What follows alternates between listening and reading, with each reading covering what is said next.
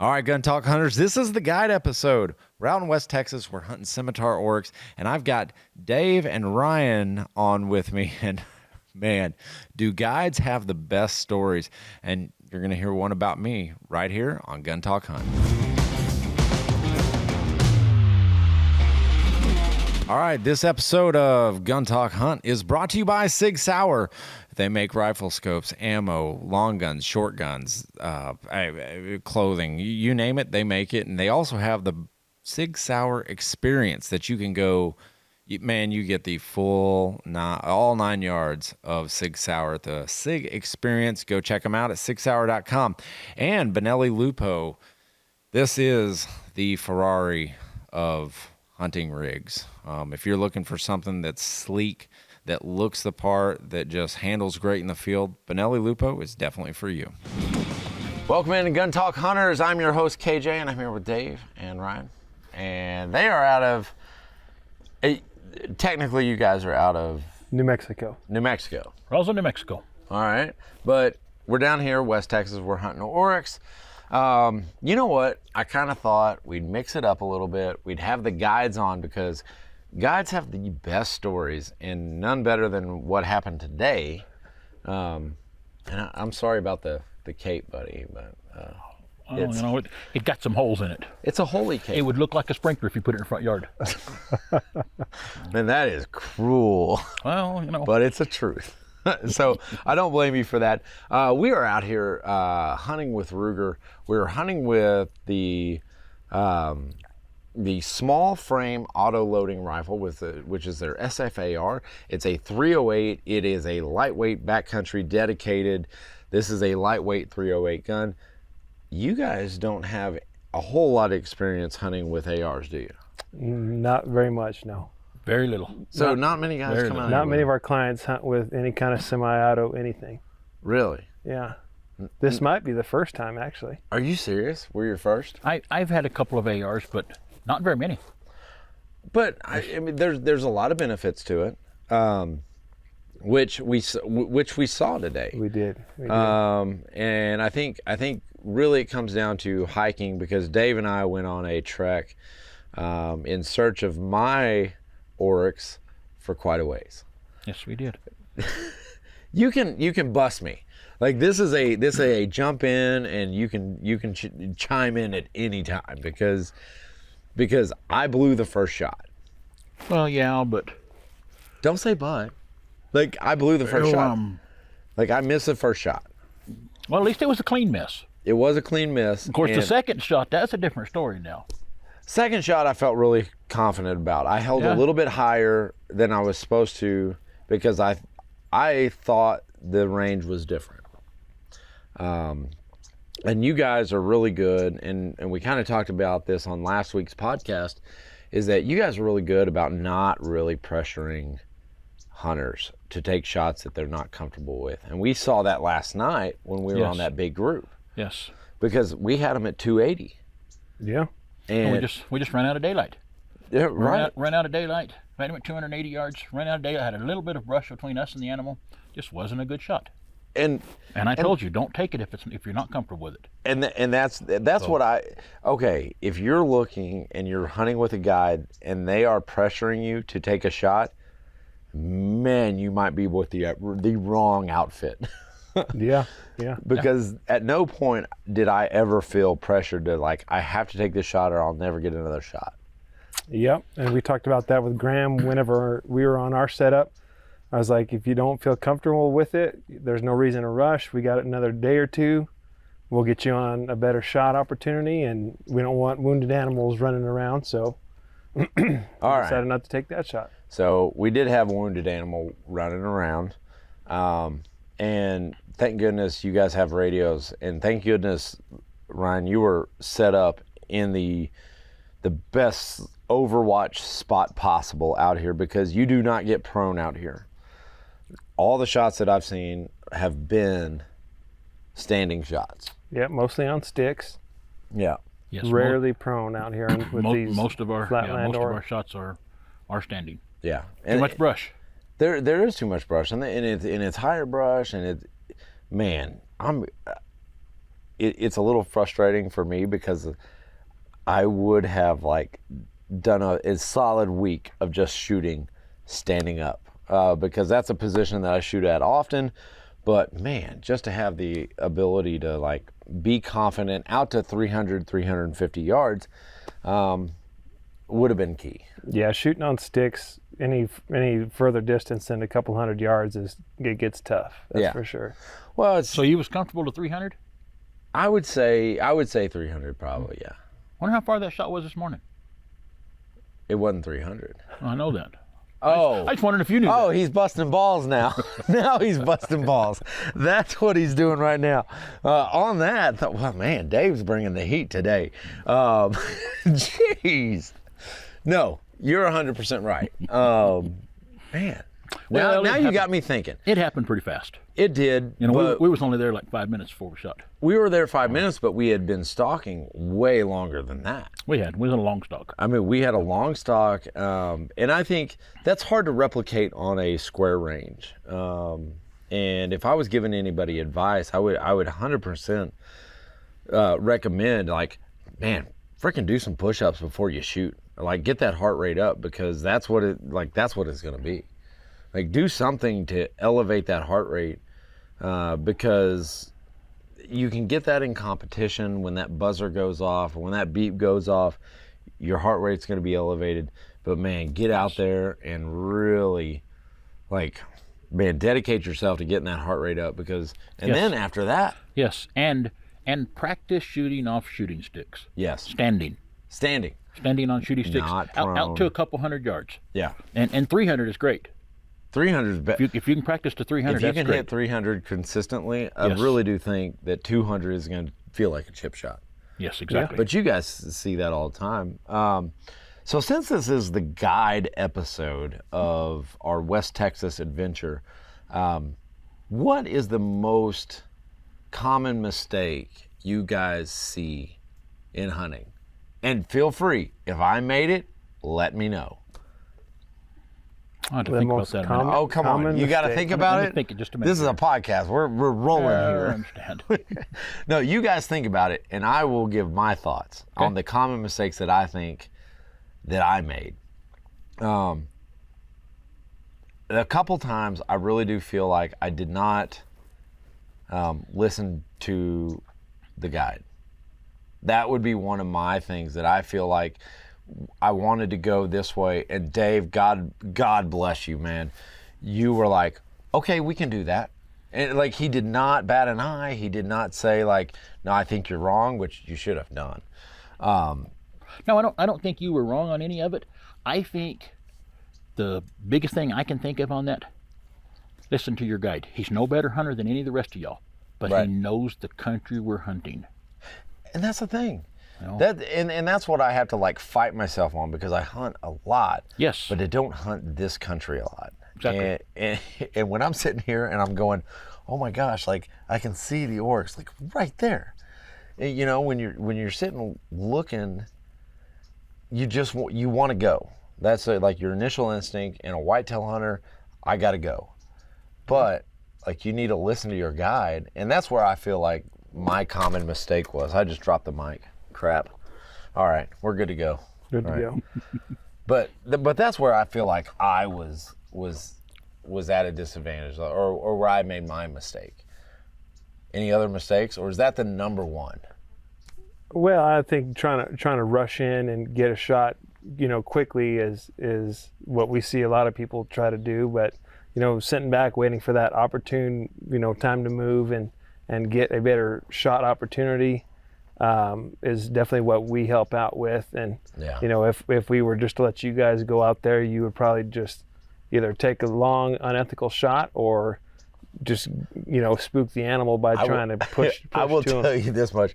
I would not have been the guy taking the long unethical shot because, man, like me and long range hunting do not get along. Yeah. Like, no way. No. But you can certainly do it out here. But that's just not, I just don't get enough of that practice, you know? Yeah. I'm not on the range that much. No. What do you see? Well, like you just said, don't try to shoot too far. Try to get closer. That's what the hunt's all about. this long range, I'm not interested in long range shooting. See, man after my own heart. He's get 100% man after my own heart. We had 3 more hunters. We had Ryan from Ruger, we have Graham from Ruger, and we have Ryan Gresham of Gun Talk. And I'm going to tell you right now, like, all 3 of those guys, they smoked some good, like, oryx. Like, Yeah. They were patient. They understood what they were doing, and that to me, like, they were patient. But I will say this: Ryan shot his like within the first hour and a half. But you were on a hunt. You were with him when he shot it. I was. He was on the sticks like an hour and a half, something like that. Right around an hour and a half, yeah, with the oryx at no further than 150 yards. Can't remember exactly what the distance was on his shot, but Well, I think you guys had stated that it was like at 130 initially, and then it had bedded down. So it was persona non grata. It was gone. Like, you couldn't take the shot.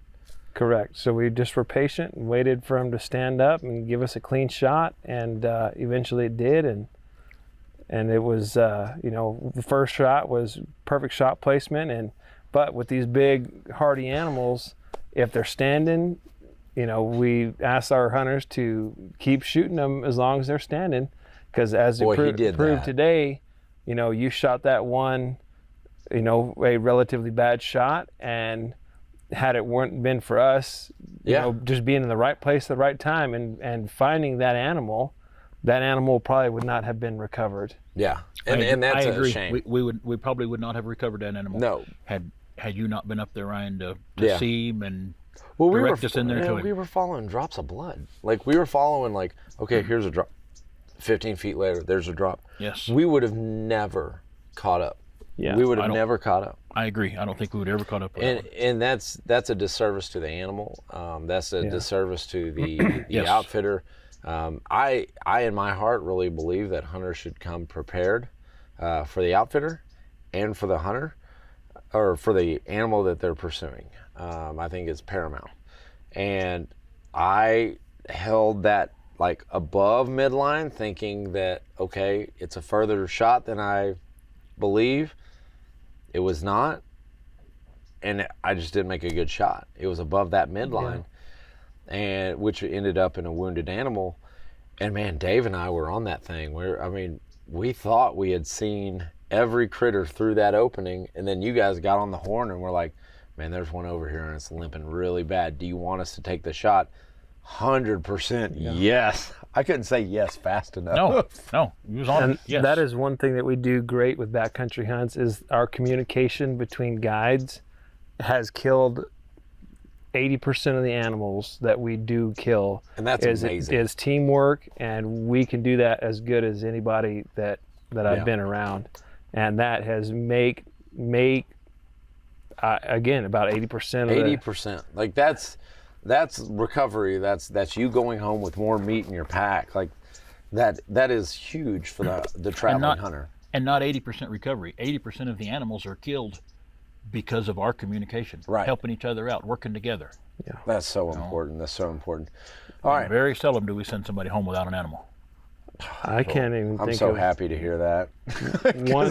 Because I'm going home with a freezer full of meat. Yeah, Yes. one person in the 3 years that I've been with Backcountry Hunts has gone home without an animal, and it's only because he couldn't hit the broadside of a barn. And and these You kind know of who he's talking about, don't you? I know, but it it wasn't was me. it was last year. He Probably shot me. 11 times, and some of them were layups, and he just was not prepared for the type of hunting that we were doing over here. See, that's 100%, like, coming in prepared. Coming in prepared as on your end is just as important as us Yes. being prepared on our end, because we could put you on animal after animal, and if you can't shoot, Yeah. and it's just, we can't do anything for you. Yeah. We're doing our end, and we're good about getting dang close sure- to 100% on our Dang success sure rate. better be on our end too, is being ready. And Brian, the other person hunted with me, we stopped in there and we went on a pretty good walk and got in there to them. Kind of lost them for a little bit, and they moved around where we could see them. Yeah. And we got in there and we shot him at 130 yards. Brian That's shot awesome. twice, hit him twice.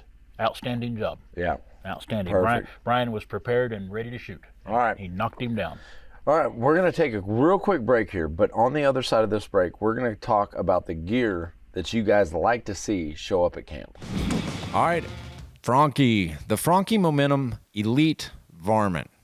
I'm not sure if you guys know much about this gun, but as a hunter, I really look for guns that are functional for what I am doing, and the Varmint Elite from Franchi is ideal for those predator hunts. When I'm out in February, March, those time frames, even as early as like late January, I'm looking for a gun that I can carry in the field that doesn't impede movement, that swings well on a coyote. So when you're sitting there, you're not worrying about, is my gun too long or anything like that. The Momentum Elite Varmint is perfect. And guess what? They offered it in my favorite cartridge, which is the 2250. Thank you, Franchi, for adding that in there because, man, I know a lot of guys forget about the 22-250, but it is one coyote slaying machine. You can have your 204 Rugers. I'm sticking with the 22-250 and the Franchi Momentum Elite Varmint. You can find out more at franchiusa.com. All right, welcome back, Gun Talk Hunters. We are here with Backcountry Hunts guides. This is the guide episode of this hunt. We're here with Dave, and we are here with Ryan. I need to mention it. I'm going to just go ahead and say it. Mayreen is unbelievable. And if you come to Backcountry Hunts, you're going to get to know Mayreen because she is the cook around camp. She keeps camp tidy. She keeps the camp kind of running. She's the camp boss. She is amazing. Yeah. I mean, when you come here and hunt with Backcountry Hunts, you'll gain weight. That is bad news for me because I'm trying to keep my girlish figure here. Yeah. But no, she has been a rock star, and I'd be remiss if I wasn't to give her a special shout out because she's done an unbelievable job keeping us squared away here. She even let me clean my Oryx heart in the sink, so I'm elated for that. So have you guys eaten Oryx heart or anything? I don't know if I've eaten Oryx heart, but I've eaten hearts of different animals. All right. I have not eaten any heart. I've eaten liver, but no heart. Man, are you serious? You're missing out. Maybe that's what's wrong with my heart. Right. You just need more heart. Maybe. Everybody needs more heart. Yeah. Hey, so how I cook it is typically what I'll do is I do it one of two ways. I'll either fry it up, which is kind of a traditional way, or I will open it up. I'll stuff it with stuffing, and then put it in a crock pot. It tastes like a roast. It's phenomenal. So if you're out there and you're listening to this, or I do a mean elk heart bruschetta, which is kind of like the appetizer stuff. Yeah. So if you're I'm out looking there, forward to trying this. Yeah. I don't know if Mayreen will let me take over her kitchen to cook heart. So I don't know if she'll let me do that, but I'd love it. Let's talk about the gear that we're bringing in. We've already mentioned that we're shooting the Ruger SFAR, the small frame auto-loading rifle in 308. We were using Hornady 178 ELDXs in 308. Bipods, tripods. What gear do you guys see come through that you appreciate guys having? Decent binoculars. Oh, okay. Decent set of binoculars. Decent optics. Binoculars, scope, everything. So no a bipod, not so much a bipod, but some kind of shooting stick. Well, but we saw a bipod come into I am thankful that Graham had a bipod because you guys were laid up prone on the only hill around. Hill around. You guys were laid up on it and allowed him to get a great shooting position. Yeah. Yeah, and I agree with that. But the terrain we hunt, typically there is so little chance of using a bipod that it's not that important to me. Yeah. Because so would you rather I would rather you have a shooting stick that you could sit and shoot from as a bipod. Sit? I didn't see one spot where you could sit and shoot. Maybe a couple. Maybe it was your But- guide. You were my guide. That's what I'm saying. Maybe your guide didn't take you to the right place. Maybe my guide wanted to test my limits. I want to see if you keep up with the You old did fat make guy. me run. You guys did run a good. He made me run. couple Now we run every hundred bit of 50 yards. It seemed like a lot longer than that. It from my was a lot perspective. longer. It seemed like a lot longer than that too. You should have been in my shoes. So But no, it was. But I want to know like the gear that as guides, because for me, like I drove here, I could throw all my gear in. Like, what would you rather see show up to camp? I mean, good boots. Yeah, that's what I was gonna say. Good boots. all right. So you were running some Zamberlins yesterday. You were running some Kinetrex yesterday. Yes, sir. You caught a thorn in yours today, but you switched boots. I caught a thorn in my Rockies today, Yeah. all the way through the bottom of them. A mesquite thorn. All right. Yeah, but good footwear is key. key. You know, we're not asking everybody to wear, be $400 boots or decked whatever. out in high dollar camo or anything like that. Just, decent optics, good footwear, and a can-do attitude, because it could be very easy, and then You really threw that out there, like a can-do attitude, like yeah. you got to be willing to do it. You got to be willing to do some, hiking and walking around in Yeah. some rough country. And we do get a handful of guys who think that this is like A leisure hunt. Yeah, a gentleman's hunt in Central Texas, where you sit over a feeder, and It ain't that. yeah, this is not that at all. No, this is not a feeder behind the high fence hunt. No. This no, is no. big country free range animals. This is a- And like I that's a said, big good boots, misconception. good optics. I think with a lot of people coming out here, that they think that It's a Texas hunt. Texas hunt. I mean, how hard could it possibly Yeah. be? But as we proved with the 4 orcs we killed, it's there's no gimmies here, and you got to be No able way. to you got to you have got- a little endurance. And you guys showed up ready to shoot. We did. You wasn't afraid to shoot. I had no like qualms about like wanting to shoot, wanting to Yes. pursue. And that's what I like. Yeah. A hunter that's not afraid to shoot. Yeah. Well, not afraid to go after them, because I think so many times you sit there and look at stuff and it's like a hunter's like, no, why can't they come to us? And this isn't that hunt. Like No, if you're looking at it's it, not this that is hunt. not that hunt. No. So a trick about the boots, if you're questionable about your boots, I'm going to go ahead and give you a quick tip here, or like a hot take. I have a hot spot on my crispy boots, and they are the most comfortable boots I think I've ever owned, but I have a hot spot. Luco tape, 100%. Go on like Amazon. Like I'll put a link in the description. Go on, buy you some Luco tape, tape your foot up. Don't take the tape off until you leave the hunt. You can shower with it. You can jump in a horse trough with it. Like it's not going to come off, and you're not going to get a blister. Just tape your feet beforehand. Yeah. Have you ever heard that one? I have not heard I've of not that. either. gosh, tape. you- I've oh never my heard of it gosh. either. But That's new to me. honestly, I walk so much that no matter what boots I wear, I do not get blisters. No, I'm Because the your same feet way. are so calloused. That's right. That's what it is. Flintstone feet. You have Flintstone feet. Yeah. Jeez. Yeah. All right. Man, I don't know. Do you guys have any like special shout outs you want to give to like the oryx out in the country waiting for the next hunter or anything like that? Oh yeah, we have plenty of orcs. Oh Plenty of yeah, orcs you here. do. Plenty of orcs here. Come on, let's get another. Yeah. And the orcs out in the country, you can tell them we're coming for them. Get ready. Oh geez, that's scary. That is Yeah. scary. And if they're coming to hunt with us, be prepared for, a little bit of everything. We That is. do get some close shot opportunities. We had one at like 60 yards today. Yes. That Yes. was after. That like, was when was we were after. hunting for the wounded one. Yes. Yes. Yeah. That ended up getting taken care of, and we're all good. But that would have kept me out of the horse trough. I guarantee you that one would have kept me out of the horse trough. Yes, sir. It's time to go for a swim. I'm not looking forward to it. I'm dreading it right now. Are you really going to get in there? Yes. You're going to get eaten by our piranha perch. Oh my gosh, they are vicious. They're little animals. Well, Yeah. They are, I kid you not, if you're not, I'm sorry, but if you're not watching this podcast on our Facebook or YouTube page, I feel sorry for you, because I'm about to show you how big these perch are. They're like they're like a foot long. They're monsters. And I think they're part piranha. So get ready. Shut your face. Well, you know. That's not fun.